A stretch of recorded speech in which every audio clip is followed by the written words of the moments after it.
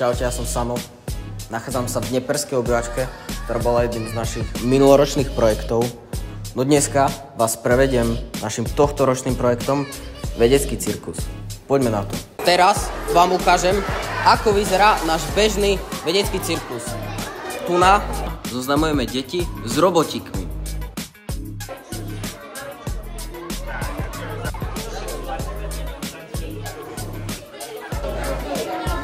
Tu zase máme Newtonovú kvapalinu a lavovú lampu.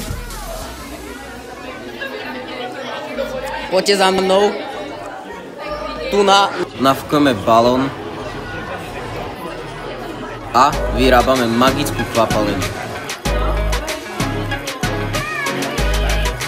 A ako posledné je video so sopkačmi.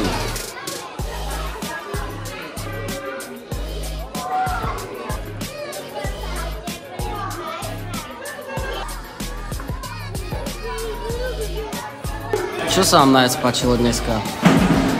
Ja sa najviac páčilo, ako mi hovorili s tou sopkou. Sopka, aká bola farba? Taká oranžová a čierna.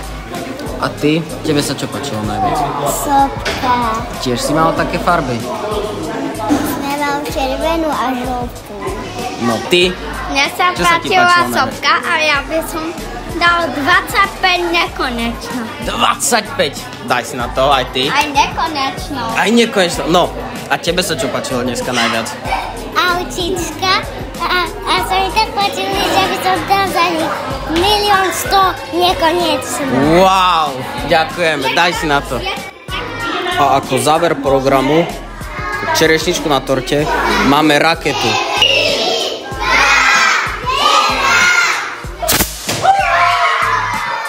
Ako môžete vidieť, takto vyzerá náš deň. Všetci sa zabavili, dostali sme nekonečných veľa bodov, dokonca aj 25 zlatých tejov do nekonečna.